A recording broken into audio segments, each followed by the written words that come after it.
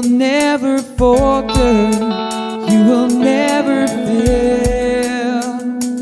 My song in the night, my shield in the battle, my help when I need it most. You will never falter, you will never fail. I will call on the name of the Lord.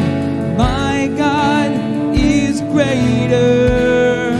I'll find my strength in the name, find my strength in the name of the Lord. Jesus, my Savior, my sin on the cross, and my promise of heaven. My hope is in you alone. You will never falter, you will never fail. I will call on the name, I will call on the name of the Lord. My God is greater. I'll find my strength in the name, find my strength in the name of the Lord. Jesus, my Savior. Yes, you are. Jesus, my Savior. You will not falter, you will not fail, for you are strong to save.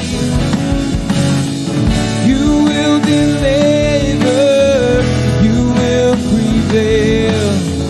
Yes, you will make a way. I will call on the name, I will call on the name of the Lord. My God is greater. I'll find my strength in the name, find my strength in the name of the Lord.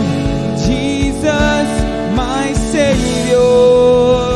Yes, I will call on the name, I will call on the name of the Lord. My God is greater. I'll find my strength in the name, find my strength in the name of the Lord. Jesus, my Savior. Yes, you are. Jesus, my Savior. Yes, you are. Jesus, my Savior. Yeah.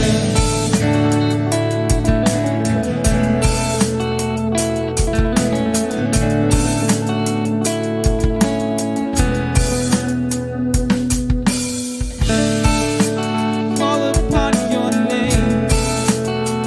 Yes, no. Oh.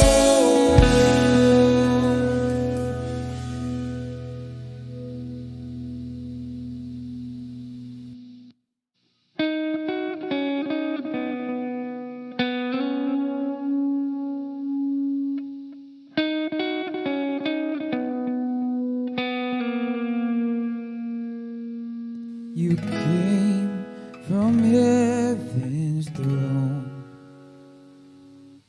acquainted with our sorrow, to trade the debt we owe. Your suffering for our freedom.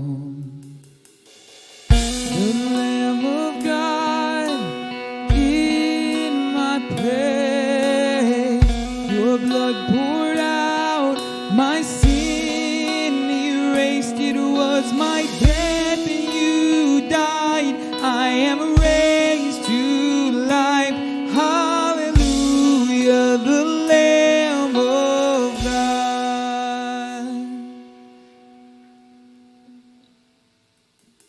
My name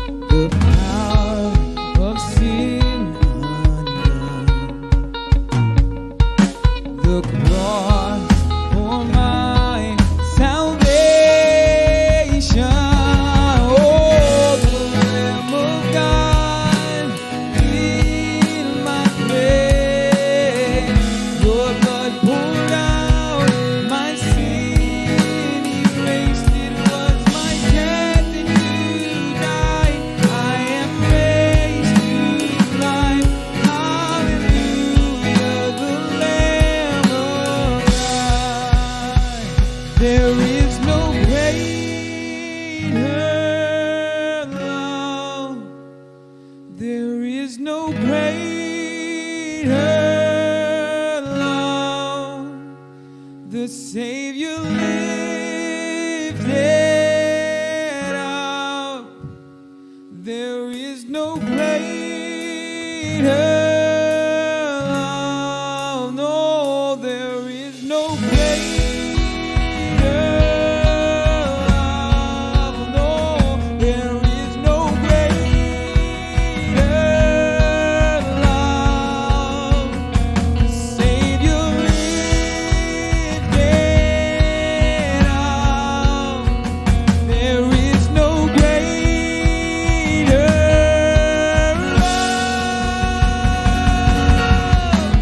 The Lamb of God in my place. Your blood poured out, my sin erased. It was my death and you died. I am raised to life. Hallelujah, the Lamb of God. The Lamb of God in my place. Your blood poured out, my sin erased. It was my death and you died. I am raised to life. Hallelujah, the Lamb of God.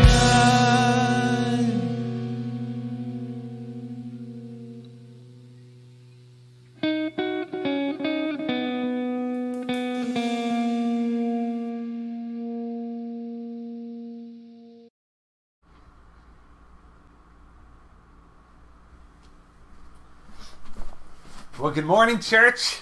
Welcome to City on a Hill Community Church. We're so glad that you are joining us on this Sunday morning. I hope that you are doing well and that your life is good. Some things are beginning to open back up a little bit here and there, so maybe this weekend you've been able to get out and enjoy life, hopefully. Before I jump in, before we get started with our series, I want to fill you in on some things that are happening here with City on a Hill. If you receive our church emails or if you like us on Facebook, then you probably have seen the message that I sent out on Friday. Or if you don't know City on a Hill very well, and this is your first time watching us, or you've been watching us during this pandemic, and you're like, I would like to visit this place once they open back up. Well, we have some news regarding that. The news is this. We don't have a building for all of 2020 as of right now. We currently have been meeting, well, before this, we've been meeting in Bellows Spring Elementary School, which is in Ellicott City. And it's been a great place. We've been there since we launched in 2016. But unfortunately, with the coronavirus, Howard County Public Schools have announced that they are not allowing any community rental of their facilities for all of 2020 because they're trying to get the kids back into the schools in the fall, which makes sense. So what that means for us is the place that we have called home for the last 4 years is not our home as of right now, and probably will not be in the future. So we have to find a new place to meet, but that's okay. This is an exciting time. When things like this change or when things fall apart in life, I get excited about it because I'm like, ooh, well, what's next? Well, where are we going to meet next? What are we going to do? So there's a few things, and some of this is maybe rehashed for you if you read the email that I sent out over on Friday. But here's what we are planning on doing. Here is our goal. Here's our plan for City on a Hill currently. One, we are going to be having some outdoor get-togethers throughout the summer. I can't announce to you the exact details to that yet because I'm still waiting on finalization from the organization that I've been in discussion with about using their parking lot, but I don't want to say something until it is finalized and give wrong information or if things change, whatever it may be. But we are planning on meeting outside. If for whatever reason, which I'm not anticipating, those plans with this organization falls through, then we will be meeting in somebody's backyard somewhere. Many people have already offered their backyard. We may meet in my backyard. I'm telling you that we are going to be getting together throughout the summer a few times at least. I would like to get together at least once a month throughout the rest of the summer and into the fall. But those things will be happening. So we will at least be able to see one another, get together. And if you do not feel comfortable doing that, we do not expect you to be there. And we are okay if you're like, I still want to stay home, I'm trying to distance myself. That is totally great. And we will give out specific guidelines and instructions on how we need to behave in that situation that is in compliance with the state of Maryland and with COVID-19, dealing with COVID-19. You will hear that information eventually. The other thing is we are actively looking for space for us to meet. I was actually looking for space prior to the letter that I got from Howard County because I was anticipating it taking a while for us to get back into the schools. I wasn't planning on it being all of 2020, but I was anticipating it being longer than what other churches are dealing with. So I have been actively looking at many places, and we have a few possibilities that I can't tell you yet because I don't want to get anybody's hopes up, and I don't want anybody to hold me to anything because nothing is solidified. Everything is kind of up in the air, but we are actively working. Your leadership board, which, by the way, I don't say this enough, you have an amazing board. We have an amazing board at this church. People who have been elected by you. But we have been working hard, and we've been steadily looking for places, and there are possibilities, and there are places that we are in discussion with and talking to, but nothing that we can formally announce yet. So I say all of this to tell you, as of right this minute, we don't have a place to meet, but there are some possibilities, and we are so excited for these possibilities. It's important that we just trust the process and that we know God is in control in the midst of all of this. But here's what you can do. Here's how you can help. We really, really, really need you to, if you are financially able to continue in your giving and continue in your tithes. You are such a generous church, and I'm so thankful for being able to serve as your pastor. And it has been a blessing to serve as your pastor, and I look forward to doing this for a long, long, long, long, long time. But your giving makes a difference, and we still need you to give. You can give on our website, cityonahillmd.org. Just go to the Give tab, and you can mark your tithe there and give in that way, in that fashion. But we've noticed that lately our giving has begun to kind of drop. We're getting into the summer months, which is a normal thing for that to happen. But that's okay. And but I'm telling you this because we want to find another location and another building. And since we haven't been meeting in a building over the last few months, we haven't been paying any rent. So we have been saving money, which is great. But we want to continue to save that money. And if we can put more money away, then we may be able to find a building that could be really, really, really good for us. That's all that I'll say about that. That's all I'll say about a potential building. But here's what I'm asking you to do. I'm asking you to tithe if you don't tithe yet. I'm asking you to tithe if you normally tithe in person and you've been waiting for us to get back together for you to tithe. You can do it through our website. But I'm asking you to tithe if you don't. We've done money series before, but we are all called to tithe. I tithe, and it is an important thing that we do, and it is a way for us to show glory to God. I realize that not everybody is financially stable at the moment. Maybe you lost your job. If you don't have a job and you don't have any income, I don't expect you to tithe. But if you call City on a Hill your home, if this is your home, and whether you are an official owner or whether you say, this is my home, this is where I worship, this is my church, I'm asking you to come alongside of us and help us so that we can get to a place where we can find a place to worship and reach more people for Jesus Christ. If you do tithe and you are financially able to up and go above and beyond your tithe, I'm asking you to do that because it will make such a huge difference. And we want to take advantage of this time of not being able to meet together and saving money. Since we have been able to save so much, if we continue to save more, we may be able to find a really good place for us to meet at. So we need your help. But above all of that, we need your prayer. help us in praying for wisdom, discernment, guidance as we move forward in this endeavor. So I know that you're here with us. I know that you are supporting us, and I know that we are all family in this, and this is our home, and we want to see more people know about Jesus, because Jesus has changed my life. Hopefully he's changed your life, and we want to see him change more lives. We can be a part of that. That is our privilege, not our obligation. So we are the church. The church is not a building. We together collectively are the church. So will you come alongside me, own our church, say, this is my home, this is my place, and we want to live like Jesus to lead more people to Jesus together? If we come together and do that, oh, my friends, we're going to see so many more people get to know who Jesus is, and that's what this is all about. That's why we do all of this. So thanks for listening to my little spiel here, and I know this doesn't have to do with our sermon, but I'm excited for our future. I'm excited for you to be a part of it with us, and tag team it with us, and we'll make a difference, and we'll come through, and I'm looking forward to all that God's going to do in our midst. Anyways, we're in the middle of our series called Origins. Last week we kicked off this series, and it's all about breaking down worship songs that we sing in church. And it's important that we recognize we are not just, when we sing worship songs, it's not just us singing a song that sounds good. It is so much more than that. The act of worship is vital to the life of a Christian. It's vital to the life of a follower of Jesus. It's vital, honestly, to any individual, whether we realize it or not. Worshiping God is so huge. So all month long, what we're going to do is take a look at worship songs that hopefully you know. If not, then this will be a good introduction to these songs.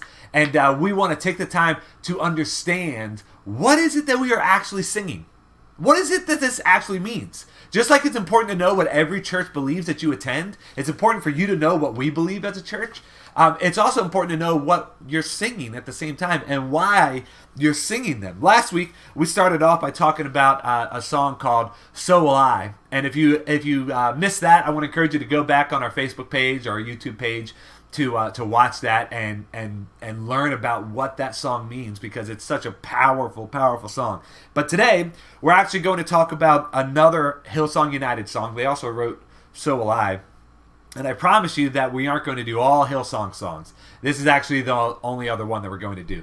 But they just have a lot of really good songs, and I kind of like them. But anyways, this is such a powerful song that we have sang often at City on a Hill within the last year. And we're going to be breaking down the song called Another in the Fire. Hopefully you've heard it. It is maybe the most popular worship song within the last year in the Christian music industry, which is a weird thing to talk about, the Christian music industry. But anyways, this is a very, very, very popular song. If you have been around City on a Hill, then you've heard it.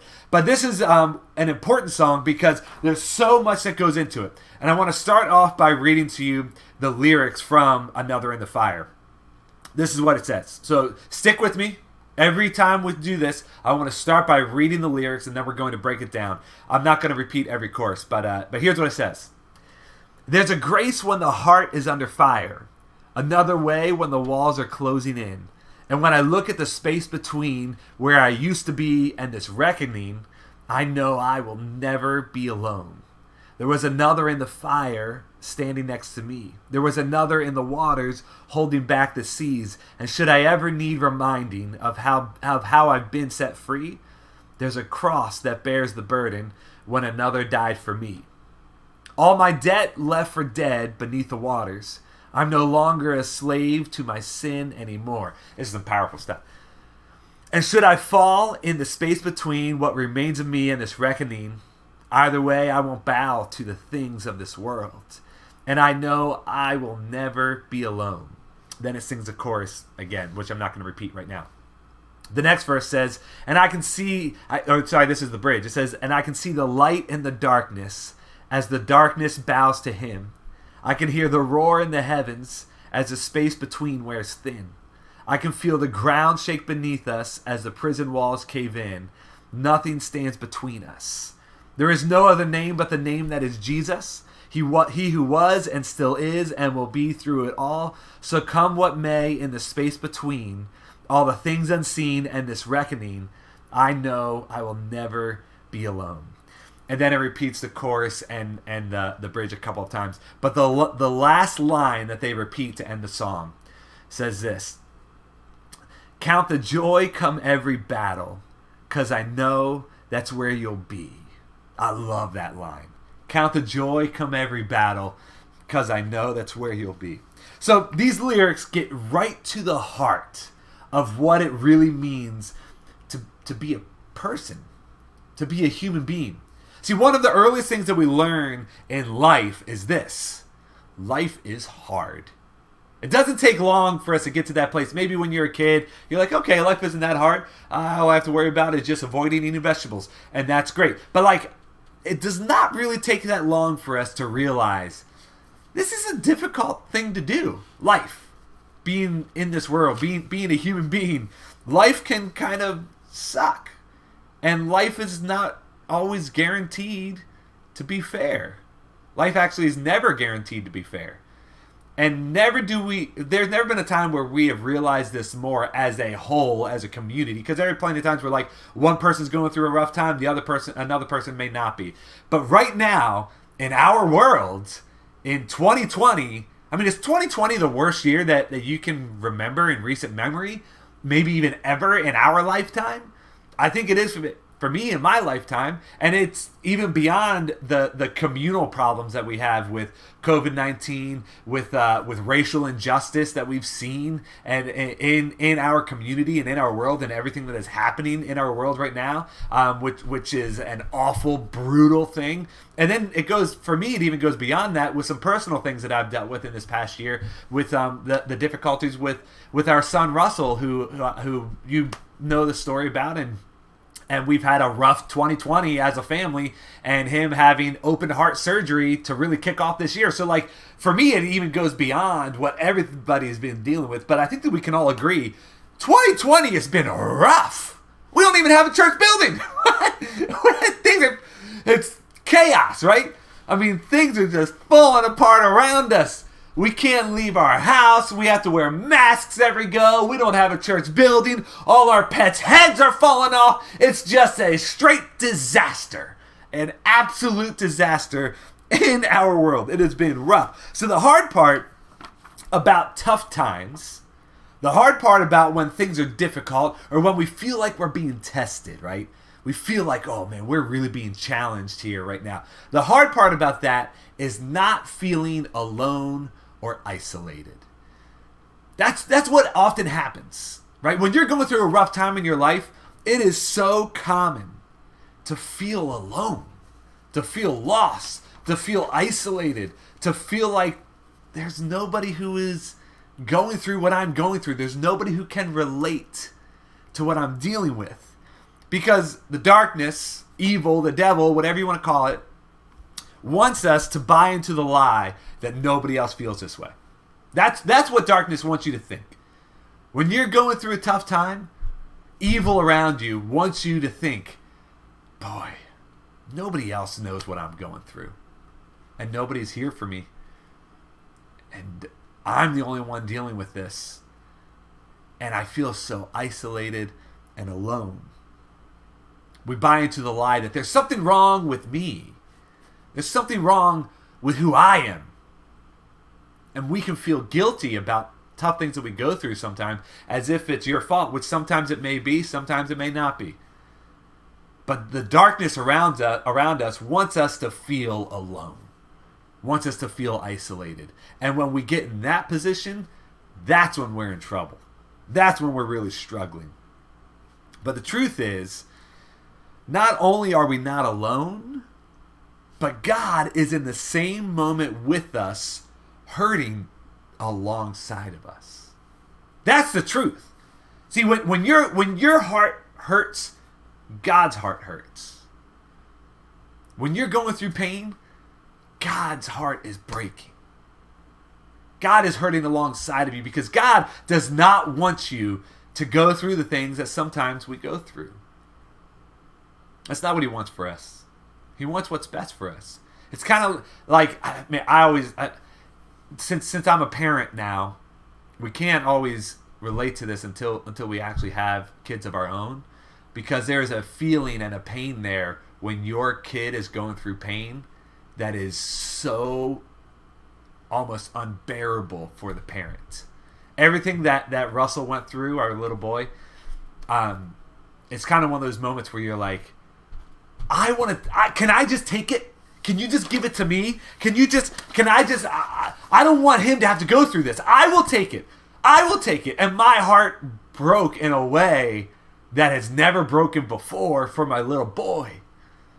And there have been times for my little girl, Camden, where she's gone through some tough times on a way smaller scale, maybe even something just like rejection from another kid. And your heart breaks as the parent more than any other time. It's a crazy, crazy thing. If you're a parent, then you know what I'm talking about. But this particular song, Another in the Fire, is built around the story of Shadrach, Meshach, and Abednego.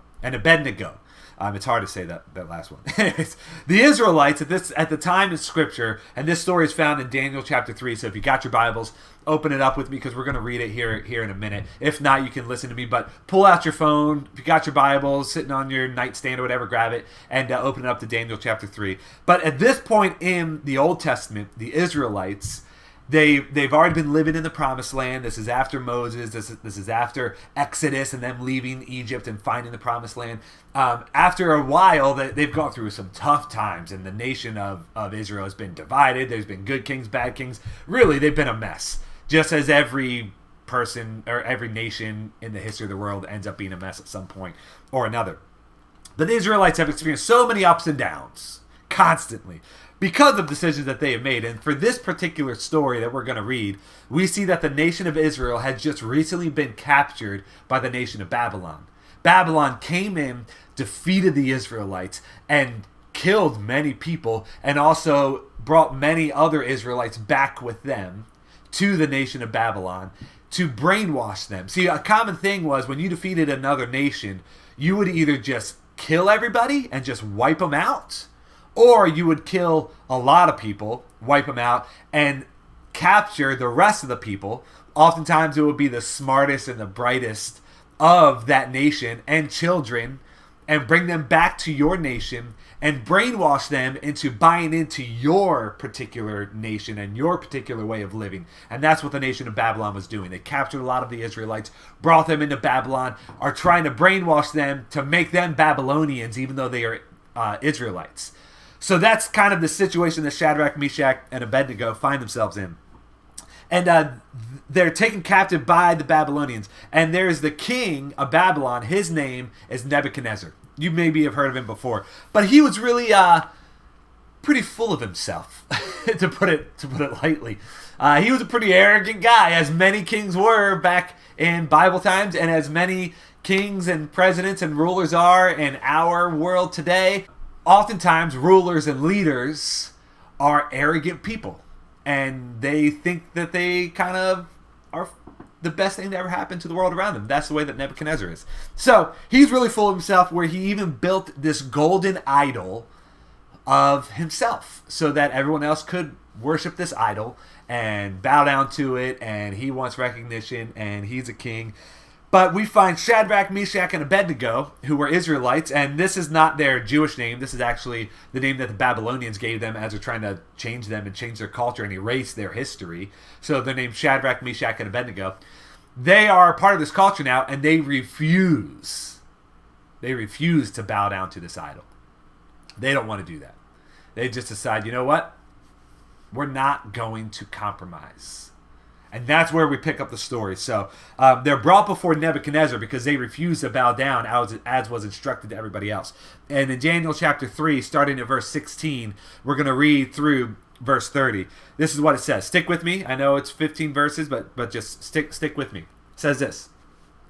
Shadrach, Meshach, and Abednego replied to the king, because Nebuchadnezzar had questioned them. What are you doing? Why are you not worshiping the idol that I made?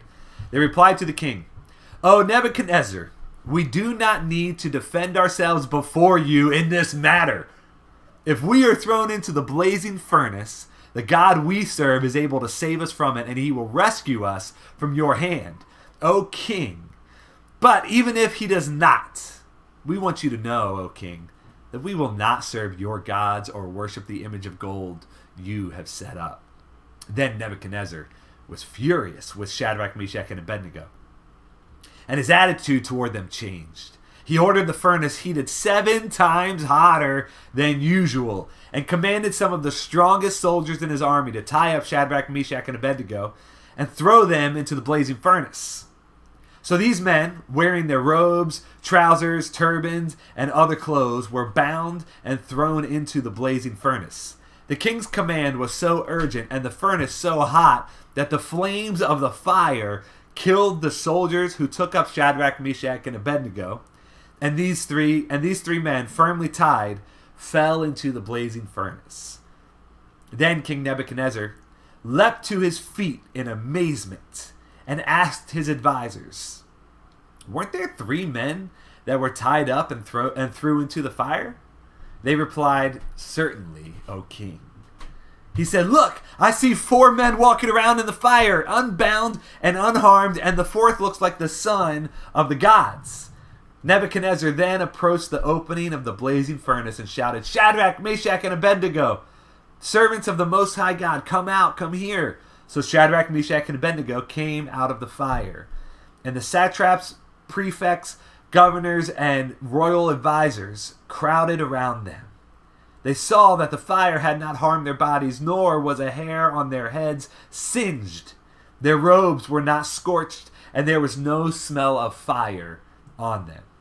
Then Nebuchadnezzar said, "Praise be to the God of Shadrach, Meshach, and Abednego, who has sent his angel and rescued his servants. They trusted in him and defied the king's command and were willing to give up their lives rather than serve or worship any god except their own God. Therefore I decree that the people of any nation or language who say anything against the God of Shadrach, Meshach, and Abednego be cut into pieces and their houses turned into piles of rubble, for no other God can save in this way." Then the king promoted Shadrach, Meshach, and Abednego in the province of Babylon.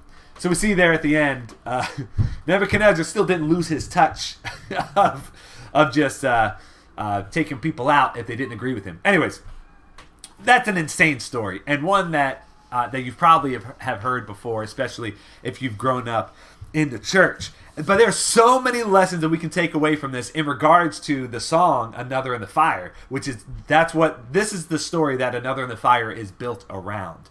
But there's one particular lesson that stands out to me above all others from this story and from the song that we're talking about, and it's this: when life gets tough, do not compromise who you are. We can't.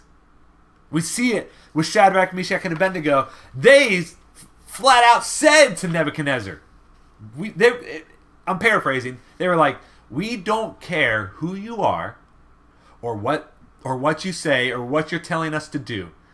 If it compromises who I am and the identity of who I'm found in and the beliefs that I have, then I don't care what you do to me.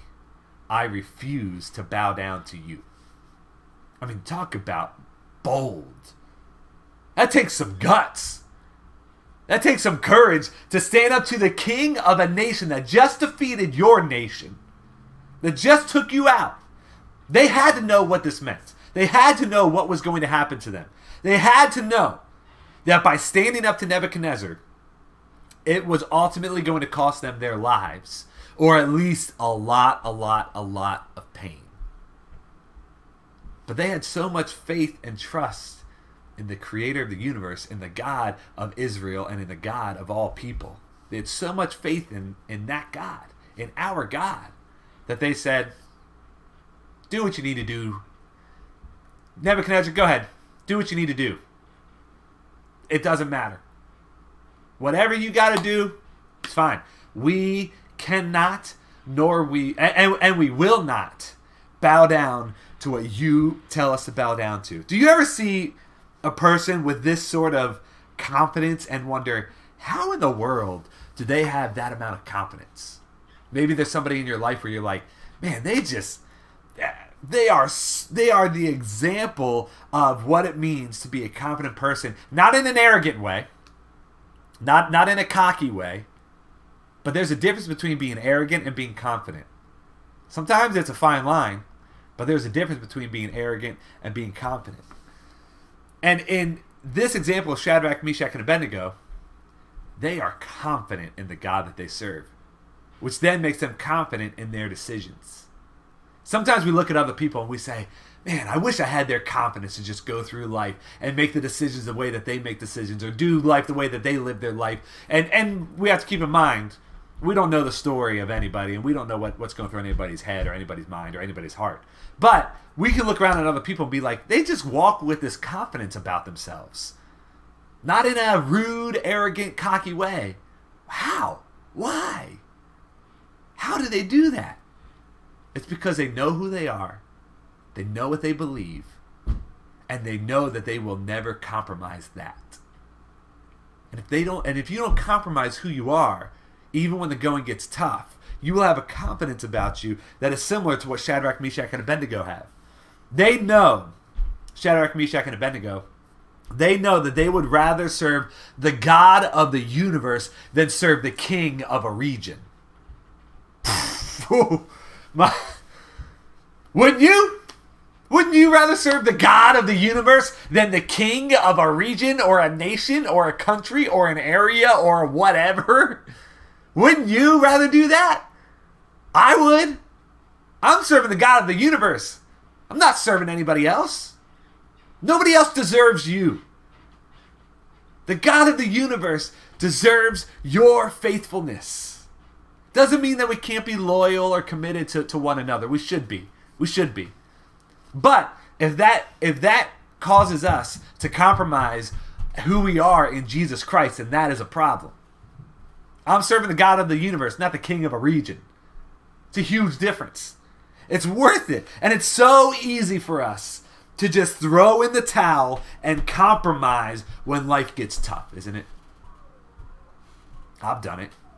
I'm not preaching at you. I'm preaching with you. I've done it. We get to a place where we just can't take it anymore. Right? We say, I'm at the end of my rope. I've done everything that I can think of. I've done everything that I can. I keep dropping my notes. I don't know what's wrong with me today. I've done everything that I can. I'm trying. God, I'm at a loss. Life just keeps kicking me down, keeps pushing me down. Every time when I try to get up, I get pushed down again.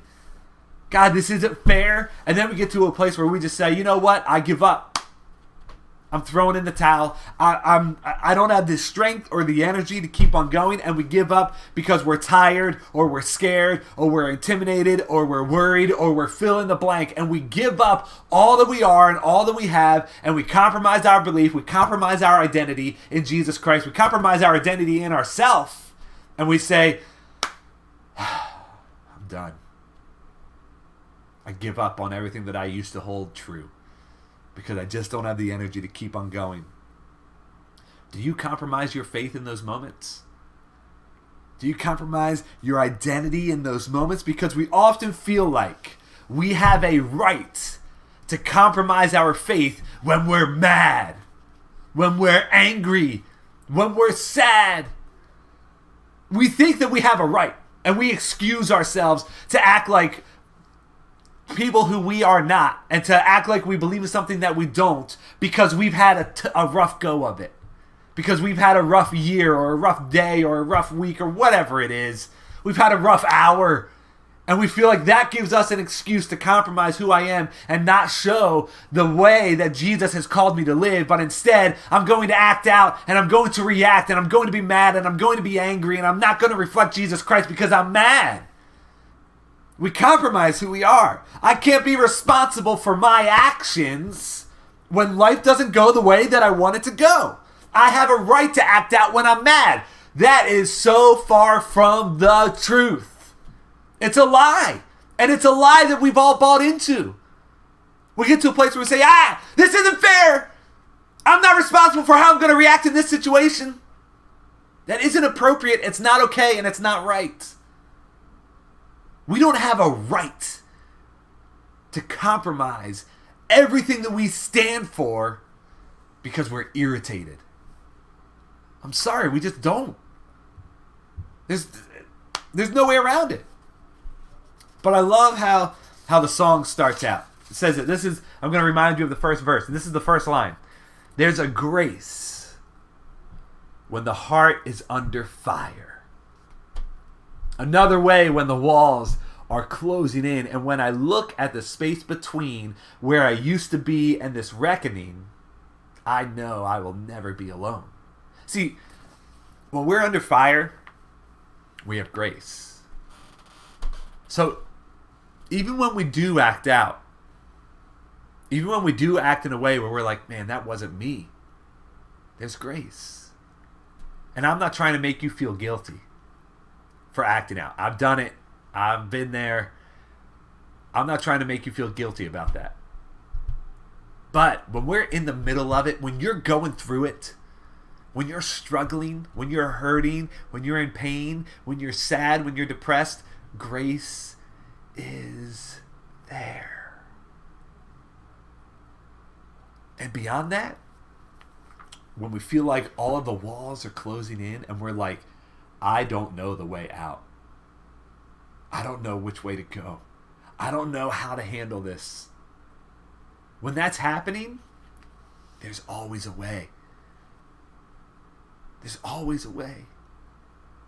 Jesus provides a way. He doesn't abandon. He doesn't leave. He doesn't just forget about us, but he finds another way when the walls are closing in. God understands your difficult situation. God feels your difficult situation. He's in it with you. He's working. He's loving. He's here, right now. But when it feels like we have no way out and the walls are closing in, trusting in God gives us a way that we couldn't see before. I promise you. Gives us a way. And that way leads us to victory. That way leads us to hope. That way leads us to life, no matter the circumstances around you, no matter the circumstances around us, no matter how bleak the world looks. I promise you, friends, there is a way through Jesus Christ. We have to trust in him. We have to look to him.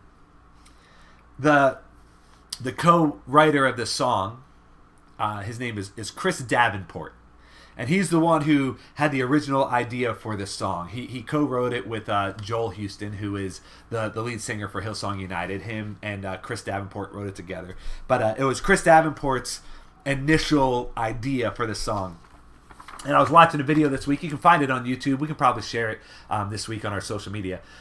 He came up with the idea for this song in the midst of a really difficult time in his life, where he was, him and his wife were struggling. See, they have a young boy, who's I don't know the exact age, but around 3-ish years old, give or take a year or two.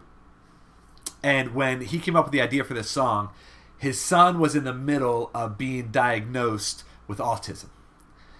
And he was struggling with this. Chris Davenport was. He was hurting. He was frustrated. He was angry. He was confused and more, because in his mind, this is not the life that he wanted for his son or for his family or for himself. And I know that we have families in our church who have children who deal with either a form of autism or something else that can be difficult to deal with. And I'm sorry for some of the struggles that you have faced, but it doesn't make your child any less. No, your child is loved by God just as much as anybody else is. And your child is loved by the church just as much as anybody else is. And Chris, as he's going through this diagnosis with his family and with his son, he's just kind of angry. And what he said was he felt like he was doing everything right in his life. Where he felt like, God, I've had faith. I've been faithful. God, I've tried to live a life that reflects who you are. I've been committed in my relationship to you, and I feel like I've done the right things. I feel like I've been faithful, but I'm not getting the results that I had hoped for, and it isn't fair. God, why would you allow this? Sounds like a lot of us, doesn't it? We've all been there. We've all felt something similar at some point or another in our life. And he said that he had almost stopped writing the song because he wasn't sure that he could believe what he was writing and what he was singing. I'll tell you, as a pastor, there are times I can relate to that. Because I go through stuff just as much as anybody.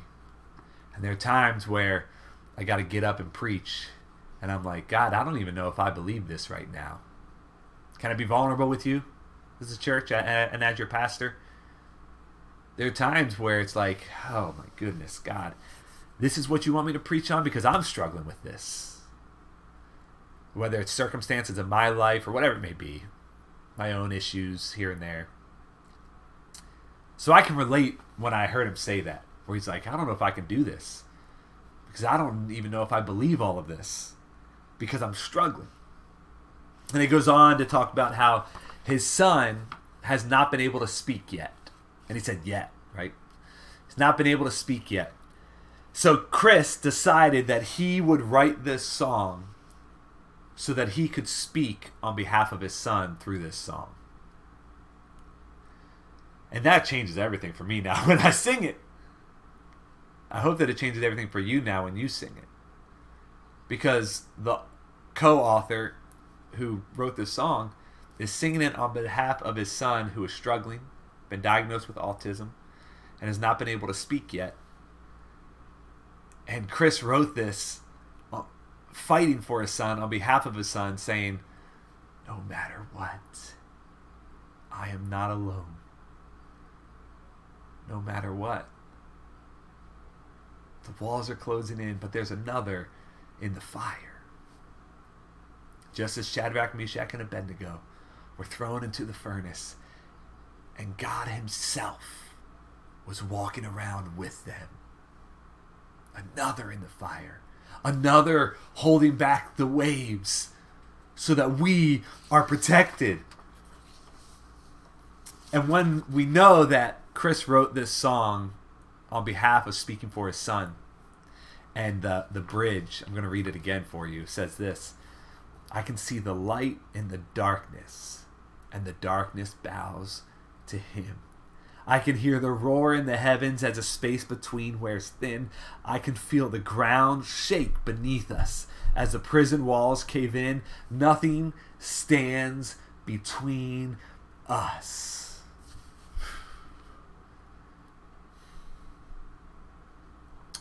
Singing those words while thinking of times in my life that were the darkest, and remembering how God showed up and how God met me every single time, it changes the way that I sing those words. It changes.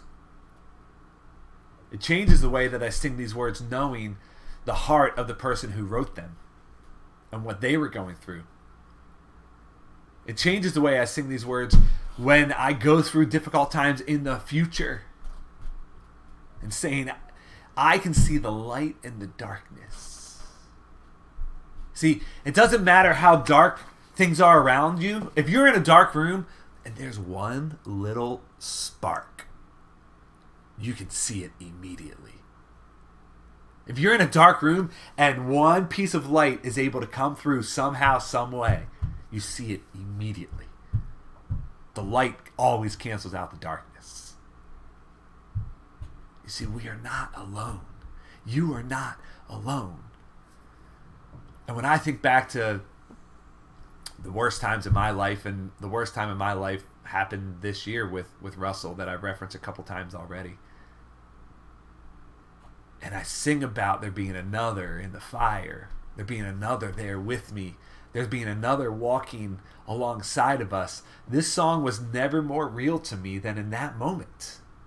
Never more real. Because I don't have to compromise who I am because my circumstances are terrible.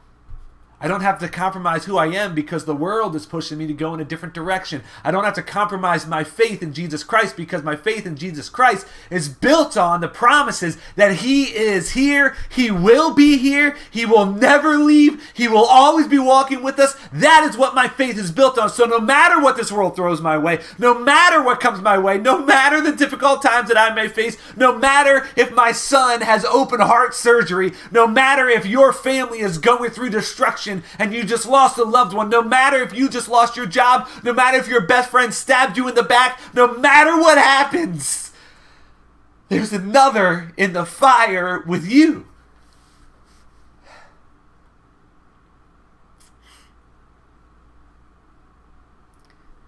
We don't have to compromise.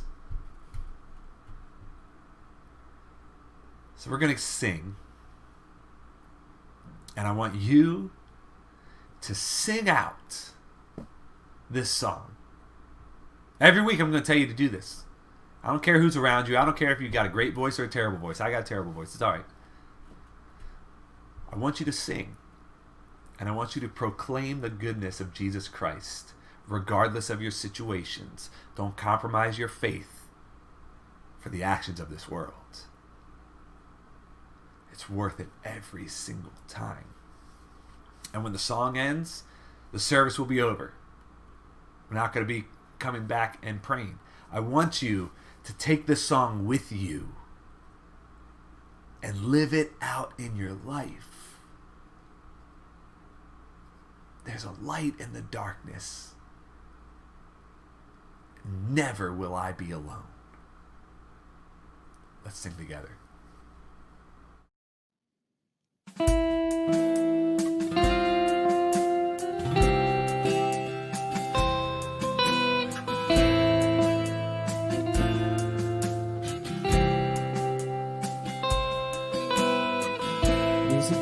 Where the heart is under fire,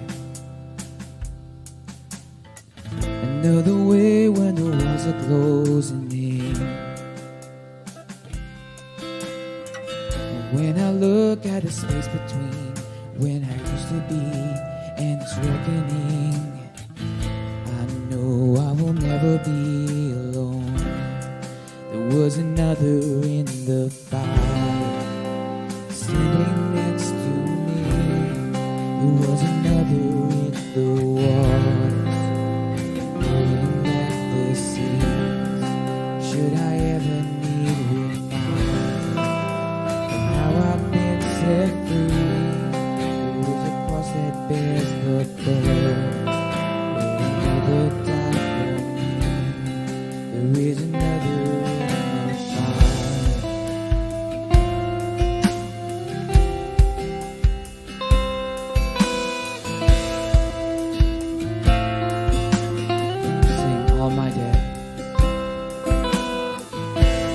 Death left for dead beneath the water. I'm no longer a slave to my sin anymore. Should I fall in the space between what remains of me and this reckoning? Either way, I won't bow to the things of this world. And I know I will never be alone. There is another in the fire, standing next to me. There is another in the waters, holding back the seas. Should I ever need reminding, will power set me free? There is a grave that holds nobody. Now that power lives in me. There is another in the fire. Oh, there is another in the fire. Oh, there is another in the fire. Whoa, there is another in the fire. Oh,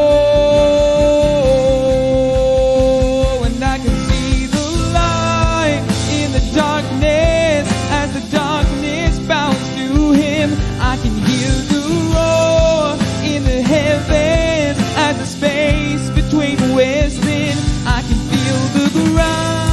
shake beneath us as the prison walls cave in.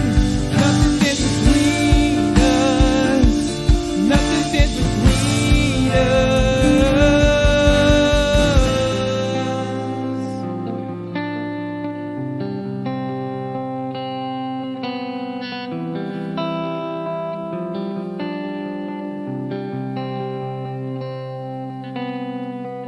There is no other name but the name that is Jesus. He who was and still is and will be through it all.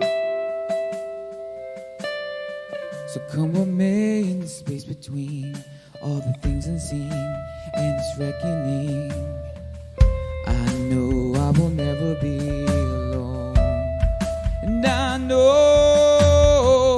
I will never be alone. There'll be another in the fire standing next to me.